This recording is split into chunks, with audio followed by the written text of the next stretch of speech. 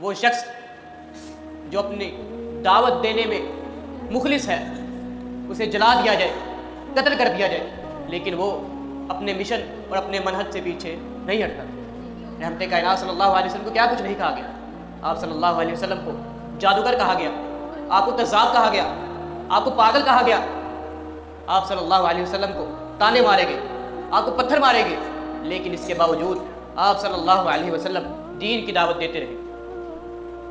اسی طرح صحابہ کرام رضوان اللہ علیہم اجمعین بھی جب انہیں کوئی مصیبت پہنچتی تو وہ ڈٹ جاتے، جم جاتے، لیکن دعوت دین سے پیچھے نہ ہٹتے۔ ایک مرتبہ ابو جہل وہ اپنے کچھ ساتھیوں کے ساتھ بیٹھا ہوا تھا۔ عبداللہ بن مسعود رضی اللہ عنہ بیان فرماتے ہیں کہ رحمت کائنات صلی اللہ علیہ وسلم نماز پڑھ رہے تھے۔ ابو جہل نے کہا کہ تم میں سے کون ہے جو فلاں شخص کے گھر جائے اور اس کی اونٹنی کی اوجری کو اٹھا کر لائے اور رحمت کائنات صلی اللہ علیہ وسلم کی کمر کے اوپر۔ ان میں سے سب سے بدبخت آدمی اٹھا اور کہنے لگا کہ میں یہ کام کروں گا، میں فلاں کے گھر جاؤں گا، اونٹنی کی اوجری کو اٹھا کر رحمت کائنات صلی اللہ علیہ وسلم کی کمر پر رکھوں۔ اسی طرح ہوا، وہ شخص اونٹنی کی اوجری کو لایا اور جب رحمت کائنات صلی اللہ علیہ وسلم سجدے میں گئے تو اس نے اونٹنی کی اوجری کو رحمت کائنات صلی اللہ علیہ وسلم کی کمر کے اوپر رکھ دیا۔ رحمت کائنات صلی اللہ علیہ وسلم سجدے کی حالت میں ہے، اٹھ نہیں پا رہے کیونکہ رحمت کائنات صلی اللہ علیہ وسلم کے کمر پر کافروں نے اوجری رکھ دی ہے۔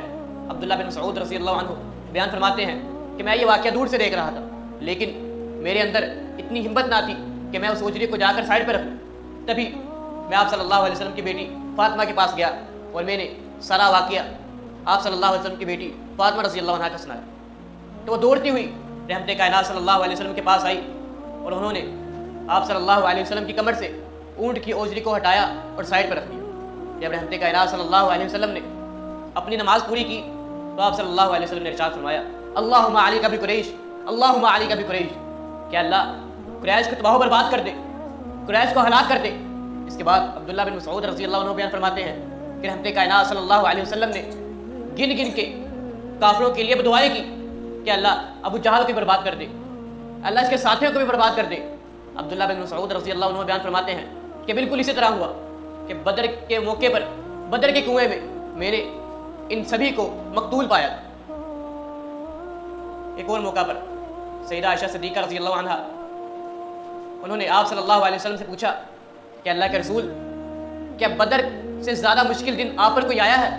رحمت کائنات صلی اللہ علیہ وسلم نے ارشاد فرمایا کہ اے عائشہ تیری قوم نے مجھے بہت سی مصیبتیں پہنچائی ہیں، مجھے بہت سی مشکلات کا سامنا کرنا پڑا ہے، اور وہ مشکلات وہ مصیبتیں صرف اور صرف میرا دل ہی جانتا ہے، لیکن ان سب مصیبتوں میں سے سب سے بڑی مصیبت اہل طائف والوں نے دی کہ جب میں دین کی دعوت دینے کے لیے اللہ رب العزت کا پیغام طائف والوں تک پہنچانے کے لیے ان کے پاس تشریف لے کر گیا، انہیں دعوت دی، لیکن انہوں نے میری دعوت کو ٹھکرا دیا۔ بلکہ اتنا ہی نہیں بلکہ انہوں نے میرا مذاق اڑایا، مجھے پتھر مارنا شروع کر دیے، یہاں تک کہ میں لہولہان ہو گیا۔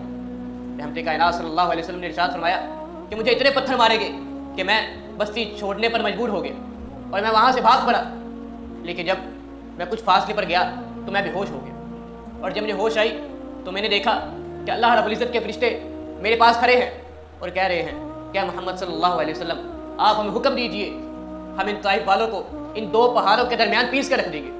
لیکن رحمت کائنات صلی اللہ علیہ وسلم نے ارشاد فرمایا نہیں، ایسا نہیں کرنا، بل ارجو ان یخرج اللہ من اصلابہم من یعبد اللہ وحدہ ولا یشرک بہ شیئا، کہ ایسا مت کرو، بلا شبہ بے شک مجھے یقین ہے کہ اللہ رب العزت طائف والوں کی پشتوں سے ایسے اشخاص پیدا کرے گا جو صرف اور صرف ایک اللہ رب العزت کی عبادت کریں گے اور اس کے علاوہ کسی اور کو شریک نہ ٹھہرائیں گے۔ یہی حالت صحابہ کرام رضوان اللہ علیہم اجمعین کی تھی، جب انہیں کوئی مصیبت کوئی آزمائش پہنچتی تھی تو وہ اس پر صبر کر لیتے تھے۔ حبیب بن زید انصاری رضی اللہ عنہ ان کا واقعہ تو مشہور ہے کہ ایک مرتبہ مسیلمہ کذاب نے رحمت کائنات صلی اللہ علیہ وسلم کی طرف خط لکھا، اور اس خط میں لکھا ہوا تھا کہ یہ خط مسیلمہ رسول اللہ کی جانب سے محمد رسول اللہ صلی اللہ علیہ وسلم کی جانب بھیجا جا رہا ہے۔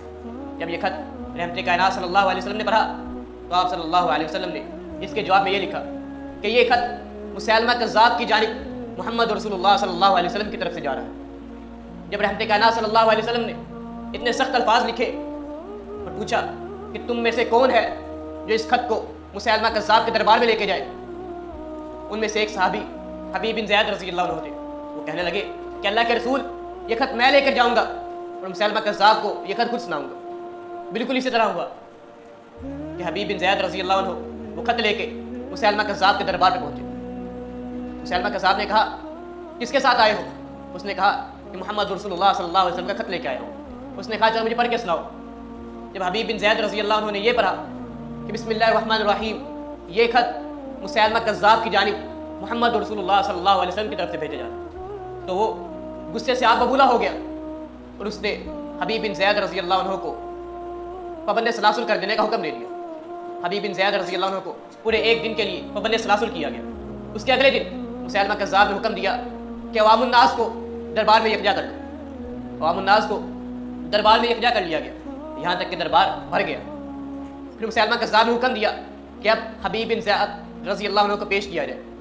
پھر حبیب بن زید رضی اللہ عنہ کو پیش کیا گیا اور مسیلمہ کذاب ان سے پوچھنے لگا کیا تم یہ گواہی دیتے ہو کہ محمد رسول اللہ صلی اللہ علیہ وسلم اللہ کے سچے رسول ہیں؟ تو حبیب بن زید رضی اللہ عنہ کہنے لگے کہ ہاں بالکل میں یہ گواہی دیتا ہوں کہ محمد صلی اللہ علیہ وسلم اللہ کے سچے رسول ہیں۔ پھر اس نے سوال کیا کہ مجھے بتاؤ کیا تم یہ گواہی دیتے ہو کہ میں مسیلمہ اللہ رب العزت کی جانب سے مبعوث کیا گیا ہوں؟ تو حبیب بن زید رضی اللہ عنہ نے اس کی تحقیر کرتے ہوئے، اس کی تذلیل کرتے ہوئے ارشاد فرمایا کہ تیری اس بات کو سننے سے میرے کان قاصر ہیں، میرے کانوں تک تیری یہ بات نہیں پہنچ رہی۔ مسیلمہ کذاب اور بھی غصے میں آ گیا اور اس نے جلاد کو حکم دیا کہ اس کے جسم کا ایک حصہ کاٹ دیا جائے۔ جلاد نے حبیب بن زید رضی اللہ عنہ کے جسم کا ایک حصہ کاٹ دیا۔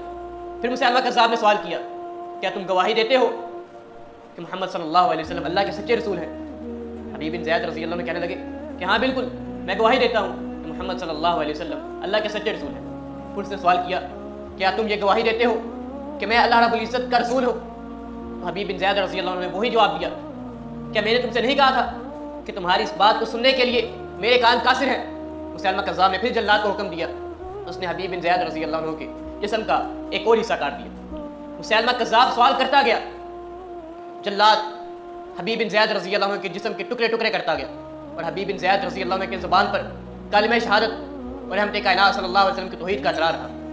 یہ ہے صبر کہ جو شخص مشکلات پر، مصائب پر، مصیبتوں پر صبر کرنے کی کوشش کرتا ہے اللہ رب العزت اس کو صبر عطا فرما دیتے ہیں۔ اللہ رب العزت سے دعا ہے کہ اللہ رب العزت ہمیں کتاب و سنت کے عین مطابق زندگی گزارنے کی توفیق عطا فرمائے۔ وما توفیقی الا باللہ۔